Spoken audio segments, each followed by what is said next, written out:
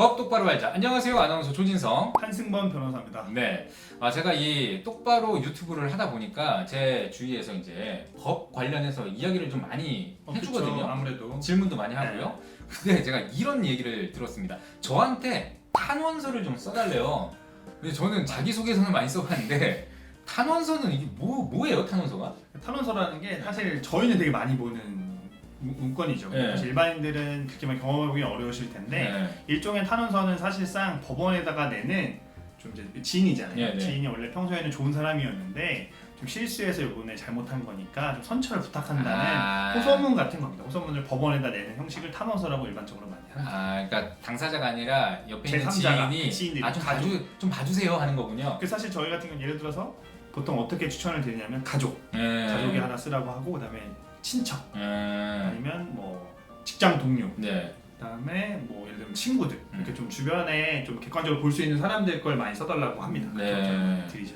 그러면은 탄원서랑 반성문은 누가 쓰느냐가 좀 차이점이 있겠네요. 그렇죠. 그러니까 반성문 같은 경우는 본인이 쓰는 거예요. 본인이 직접 써서 내는 거고 탄원서는 제3자가 그 법원에다가 좀 이렇게 선처를 부탁하는 글이다. 그러니까 직접 당사자가 누구냐의 차이가 있다는 걸 보시면 됩니다. 근데요, 이렇게 탄원서라든지 반성문을 잘 쓴다고 해서 이게 형량에 영향을 줘요?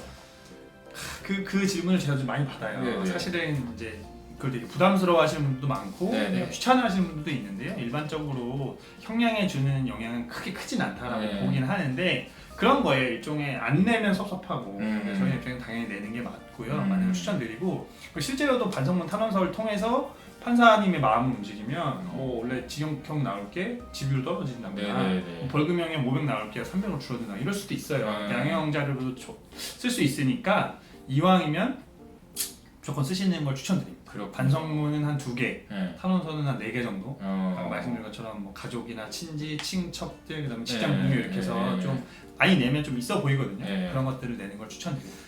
그냥 불현듯 든 생각인데요. 이런 경우에는 좀 판사님의 마음을 좀 울릴 수 있을 것 같은 게 요즘 경제도 어렵고 아이들의 뭐 간식 같은 거 사주고 싶은데 돈이 없어서 뭐 절도를 했다거나 만약 실제로 그런 일이 있었다면 맞아요. 그런 걸로 뭐 탄원서나 반성문 같은 걸 쓰면 실제로 좀 움직이기도 하겠네요. 그렇기도 하죠. 어. 그런 내용들도 많이 쓰고요. 보통 내용들이 유사하게 쓰시긴 하는데 네. 그런 것들을 많이 쓰면 좋긴 합니다. 그렇군요. 저는 탄원서라는 존재를 이 방송을 하면서 처음 알게 된 것 같습니다. 그렇군요. 그렇다면 이 탄원서 잘 써야 될 거 아니에요? 반성문 이런 것도. 맞아요. 어떻게 뭐 잘 쓸 수 있는 방법이 있나요? 뭐 기본 양식 폭은 있어요. 기본적으로는 이제 분량을 한 한두 장 정도. 네. 그다음에 이왕이면 한글로 워드 이런 거 작성하시기보다는 이제 손으로 쓰시는 자필로 쓰는 걸 추천드리고요. 네, 첫 번째는 뭐 존경하는 판사님께 어떤 반성하면서 글을 쓴다. 네. 뭐 존경하는 판사님께 어떤 분은 탄원서를 보냅니다. 이런 식으로 먼저 예의 있게 표현을 하고요. 그다음에 일반적인 내용들을 쭉 쓰는 거죠. 육하원 측에 따라서 어떻고 어떤 일을 하게 됐고 이런 것들을 쭉 쓰는데 가장 중요한 건 일단 반성문일 때는 반성의 의지를 내보이는 게 제일 중요하죠. 반성 많이 하고 있고 잘못했다 이런 것들을 쓰고 있고 그 다음에 써야 될 것들은 이제 피해자와 합의했다. 합의했고 충분히 피해를 회복했고 내가 어떤 피해자 반성 가서 뭐라 해야 될까 진심 어린 사과도 했고 그 사람으로부터 뭔가 용서도 받았다. 이런 내용도 쓰시면 되고 가장 중요한 건 반성문은 다시 안 그럴 거다. 재범의 우려가 없다. 이거 써야 돼요. 난 정말 재범하지 않을 거고 다시는 안 그러겠다. 봐달라 이렇게 쓰는 게 좋고 탄원서 같은 경우도 비슷하게 써주시죠. 육하원 측에 따라서 어떤 관계고 어떻게 될 거고 뭐 이 친구가 평소에 어떻게 살아왔고 이런 것들을 쭉 쓰는데요. 또 어쨌든 제일 중요한 거는 이 사람의 재범 다시 안 하겠다. 재활 재범 이런 것들 열심히 돕겠다. 내가 실제로 다시 안 그럴 친구거니와 옆에서 우리가 모두 다 도와서 다시는 안 그러게끔 하겠다. 이런 식으로 내용을 써주시면 그 정도로 좀 충분하다라고 이렇게 봅니다.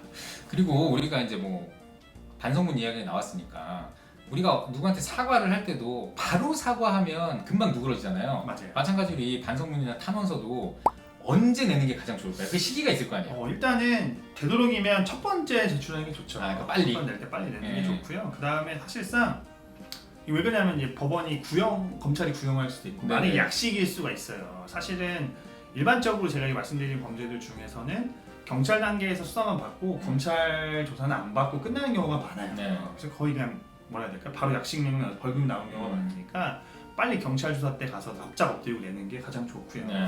그리고 개인적으로는 만약에 경찰에 냈고 범죄로 넘어가면 또 쓰는 거죠. 아, 그러니까 여러 번 쓰는 것도 괜찮습니다. 그래서 아. 어쨌든 망설이지 마시고 기회가 있다면 빨리 써서 내고 또 낼 수 있으면 또 내는 거죠. 네. 사실 거의 읽어보시진 안 읽어보지 않게 너무 많으니까 네. 그럼에도 불구하고 냈구나. 이 사람이 냈고 뭐 읽어보면 아유 성의죠, 성의. 성의인 거죠. 네. 성의라고 보시면 됩니다. 성의를 보여주시면 그만큼 조금 덜 이렇게 때릴 걸 좀 덜 때린다. 네. 이 정도 느낌이라고 보시면 될 것 같습니다. 네, 알겠습니다. 오늘은 탄원서와 반성문에 대해서 참 자세히 알아봤습니다. 탄원서를 몰랐던 오늘 저의 이 처음 모습과 지금은 정말 많이 달라진 것 같아요. 앞으로는 써주실 건가요? 주시면 제가 탄원서는 쓰셔도 예. 뭐 피해는 없어요. 아, 그런가요? 물론 뭐 그런 거 거기다 막 다른 죄를 자백하게 쓰는 거 네, 이런 게 아닌 이상에는 탄원서 얼마든지 많이 써주셔도 본인한테 큰 피해는 없으니까 저 글 굉장히 잘 씁니다. 네, 부담 없이 써주시면 될 것 같습니다. 네, 알겠습니다. 자, 오늘은 탄원서와 반성문에 대해서 알아봤습니다. 여러분께 큰 도움이 됐길 바라고요. 구독, 좋아요. 알림 설정까지 부탁드리겠습니다. 네, 저희는 다음 시간에 더 알찬 내용으로 돌아오겠습니다. 고맙습니다.